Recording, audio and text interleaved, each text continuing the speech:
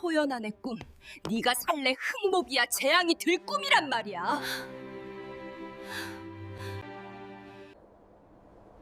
내 아이는 내가 지키겠어. 왕이 될 아이니까.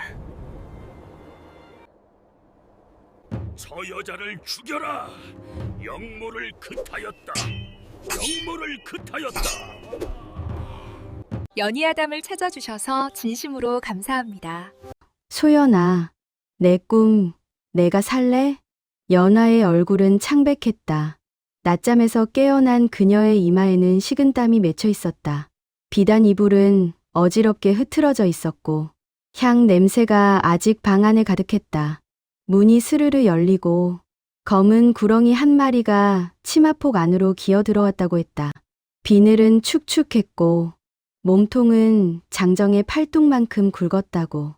그 차가운 감촉이 아직도 다리에 남아있는 듯. 연아는 몸을 떨었다. 흉몽이야. 분명 재앙이 들 꿈이야. 그녀는 그렇게 중얼거렸다. 소연은 조심스럽게 고개를 들었다. 아씨, 구렁이 꿈은 재물이나 귀한 아이를 뜻한다 들었습니다. 그 한마디에 연아의 눈빛이 달라졌다. 두려움이 순식간에 욕심으로 뒤바뀌었다. 그럼 내가 가져가. 이 더러운 꿈 내가 사. 아씨, 저는 가진 돈이 없습니다. 돈이 없으면 물건이라도 내놔. 머리에 꽂은 거 은비녀지? 연아는 다가와 소연의 머리를 거칠게 붙잡았다. 은빛 비녀가 반짝였다. 돌아가신 어머니가 남긴 유일한 유품. 기댈 곳 없던 소연이 밤마다 쥐고 울던 물건이었다. 하지만 연아는 망설임이 없었다. 비녀를 뽑아내듯 빼앗았다. 아버지께 잃을 수도 있다는 협박이 뒤따랐다. 결국 소연은 고개를 숙였다. 은비녀 하나에 꿈을 샀다. 그날 밤 소연의 꿈속에 다시 구렁이가 나타났다. 그러나 이상했다. 징그럽지 않았다. 비늘은 황금빛으로 빛났고 눈은 따뜻했다. 구렁이는 천천히 몸을 틀더니 용으로 변했다. 그리고 소연의 품 안으로 스며들었다. 아랫배가 따뜻해졌다. 소연은 잠에서 깨어나 자신도 모르게 배를 감싸 쥐었다. 그 꿈은 흉몽이 아니었다. 며칠 뒤 소연은 장작을 하러 산에 올랐다. 밤사이 내린 비로 흙은 질척였고 바람은 매서웠다. 치맛자락이 나뭇가지에 걸릴 때마다 왠지 모르게 가슴이 서늘해졌다. 그때 짙은 피 냄새가 바람을 타고 스쳤다. 소연은 걸음을 멈췄다. 바위 아래에 한 사내가 쓰러져 있었다. 등에는 화살이 깊게 박혀 있었다. 옷감은 고급스러웠지만 피로 흠뻑 젖어 색을 잃고 있었다. 쫓기고 있었다. 누군가에게. 잠시 망설임이 스쳤다. 괜히 엮이면 목숨을 잃을 수도 있었다. 그러나 소연은 돌아서지 않았다. 사내의 몸을 힘겹게 끌어 근처 동굴로 옮겼다. 화살을 뽑아내고 상처를 씻고 치마를 찢어 붕대를 만들었다. 밤새 불을 피웠다. 죽지 마세요. 제발 살아주세요. 속삭임은 기도와도 같았다. 사내는 열에 시달리며 신음했다. 그러다 새벽녘 천천히 눈을 떴다. 그의 눈은 깊고 차분했다. 평범한 사내의 눈이 아니었다. 명령을 내리는 대 익숙한 사람의 눈빛. 그는 한동안 말이 없었다. 그저 소연을 바라보았다. 그대가 나를 살렸소. 낮은 목소리였다. 이름은 이도윤이라 했다. 그 이상은 말하지 않았다. 하지만 소연은 직감했다. 이 사람은 자신이 상상할 수 없는 자리에 설 사람이라는 것을. 떠날 준비를 하며 그는 옷가락지 하나를 내밀었다. 반드시 돌아오겠소. 그대를 데리러. 그 말은 약속이자 예언처럼 들렸다. 소연은 옷가락지를 받아 쥐었다. 눈발이 흩날리고 있었다. 도윤은 산길을 내려갔다. 뒤돌아보지 않았다. 하지만 소연은 오래도록 그 자리에 서 있었다. 가슴 깊은 곳이 조용히 흔들리고 있었다. 그녀는 몰랐다. 그 만남이 자신의 삶을 완전히 뒤바꿀 시작이라는 것을. 시간은 잔인하게 흘렀다. 도유는 돌아오지 않았다. 대신 소연의 배가 조금씩 불러왔다. 처음엔 헛것이라 여겼다. 몸이 놀란 탓이라 생각했다. 그러나 달이 2번 바뀌자 숨길 수 없게 되었다. 대감댁은 들끓었다. 누구의 아이냐. 마루에 멍석이 깔렸다. 하인들이 둘러섰다.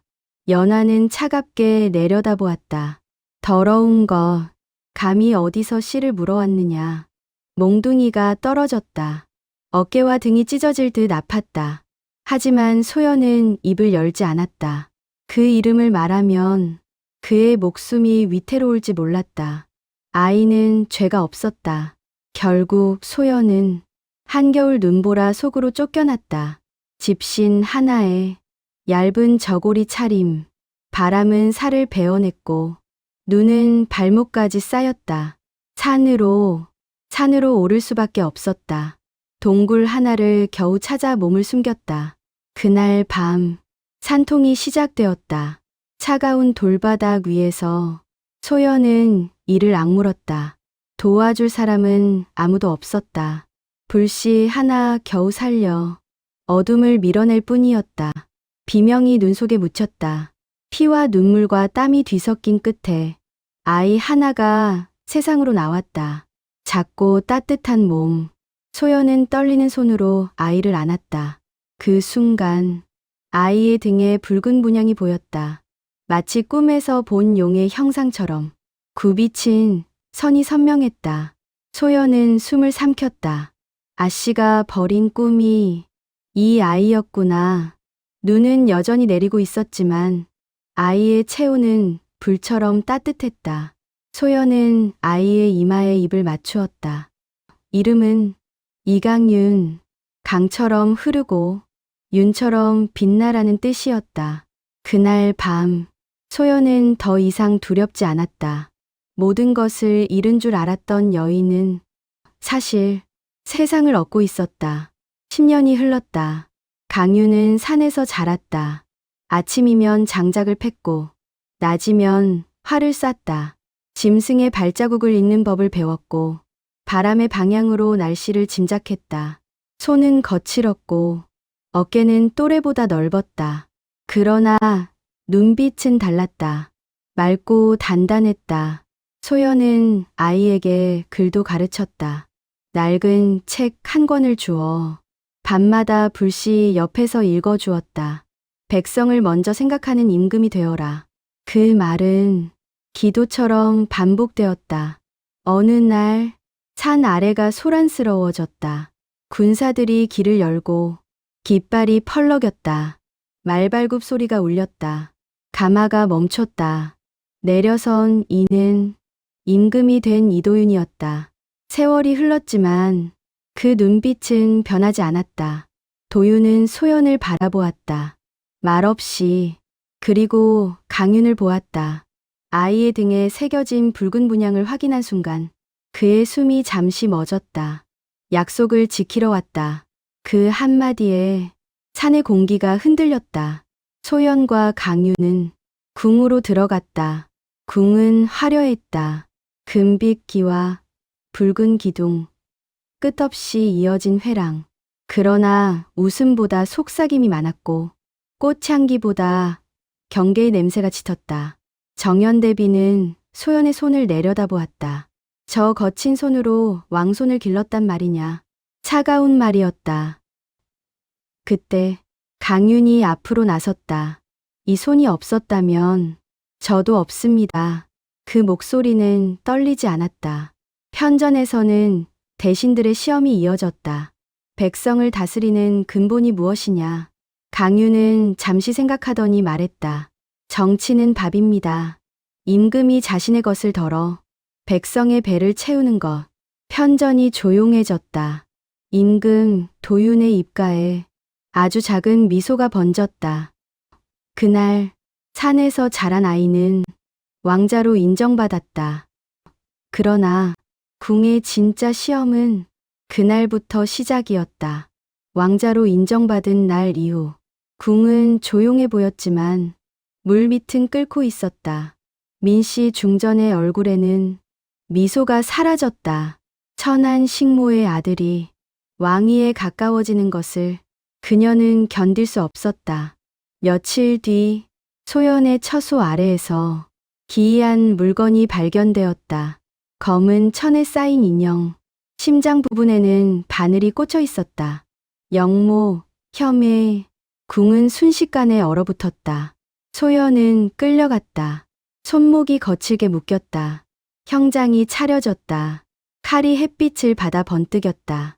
임금의 얼굴은 굳어 있었다. 강유는 이를 악물고 서 있었다. 소연은 아무 말도 하지 않았다.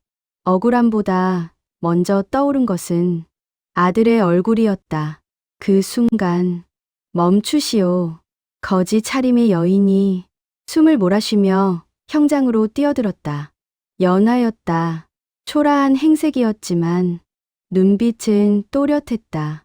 최상궁과 무당이 중전의 명으로 인형을 묻는 걸 보았다 외쳤다. 증거가 있다며 작은 주머니를 내밀었다. 그 안에는 중전의 인장이 찍힌 은전과 무당이 받은 부적이 들어 있었다. 궁이 술렁였다. 대신들이 속삭였다. 조사가 시작되었고 모든 화살은 중전의 세력으로 향했다. 민씨 중전은 결국 폐위되었다. 형장의 칼이 내려지기 직전 소연은 풀려났다. 강윤이 달려와 어머니를 끌어안았다. 임금 도유는 연하를 바라보았다. 원하는 것이 무엇이냐? 연하는 잠시 망설이다 말했다. 기와집 하나와 평생 먹고 살 재물을 주소서. 그녀의 목소리엔 지난 세월의 초라함이 묻어 있었다. 소연은 조용히 연하를 바라보았다. 그리고 말했다. 아씨, 그때 버리신 그 꿈, 바로 제 아들입니다. 연하의 얼굴이 하얗게 질렸다. 은비녀 하나에 왕비가 될 운명을 팔았다는 것을 그제야 깨달았다. 궁의 바람이 차갑게 스쳐 지나갔다. 연하는 무너진 듯 주저앉았다. 은비녀 하나에 왕비가 될 운명을 팔았다는 사실이 가슴을 짓눌렀다. 그녀는 기억했다. 그날 낮잠에서 깨어 두려움에 떨던 자신을 흉몽이라며 손살에 치던 순간을. 그러나 꿈은 버려진 것이 아니었다. 지켜낸 사람에게 흘러갔을 뿐이었다. 소연은 연하를 일으켜 세웠다. 아씨, 꿈은 사고 파는 것이 아닙니다. 두려워 버리면 남의 것이 됩니다. 연하의 눈에 뒤늦은 눈물이 고였다.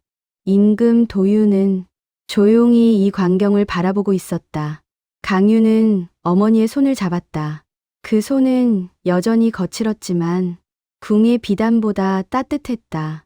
세월은 흘렀다. 강유는 점점 임금의 자질을 드러냈다. 사냥보다 민심을 먼저 물었고 연애보다 곡식 창고를 살폈다. 백성의 밥그릇이 비면 나라가 먼저 무너진다. 그의 말은 궁을 넘어 시장과 들판까지 퍼졌다. 소연은 더 이상 식모라 불리지 않았다. 그러나 그녀는 여전히 새벽이면 일찍 일어나 궁의 뜰을 쓸었다. 손이 기억하는 삶을 버리지 않았다. 어느 날 연하는 조용히 궁을 떠났다. 기와집과 재물을 받았지만 그것이 마음을 채우진 못했다. 떠나며 마지막으로 중얼거렸다. 꿈은 겁낸 사람이 아니라 견딘 사람의 것이구나. 세월이 더 흐른 뒤 강유는 마침내 세자에 책봉되었다. 등에 새겨진 붉은 문양은 여전히 선명했다. 사람들은 속삭였다. 용이 태어났다고. 그러나 소연은 알고 있었다. 그 아이는 용이 되기 전에 눈보라 속에서 태어난 작은 생명이었다는 걸. 복은 가진 사람이 아니라 지킨 사람의 것이다. 그리고 꿈은 함부로 팔 것이 아니다. 그것은 누군가의 미래이기 때문이다. 오늘 이야기는 버려진 꿈 하나가 어떻게 하나의 운명이 되었는지에 대한 이야기였습니다. 두려워서 밀어낸 꿈은 사라지는 것이 아니라 누군가의 품으로 흘러갑니다. 복은 높은 자리에 있는 사람이 아니라 끝까지 지켜낸 사람의 것이니까요. 은비녀 하나의 팔린 꿈은 결국 왕이 될 아이로 돌아왔습니다. 혹시 지금 겁이 나서 밀어내고 있는 꿈이 있지는 않으신가요? 그 꿈 함부로 버리지 마십시오. 지금까지 연희아담이었습니다. 다음 이야기에서 다시 뵙겠습니다.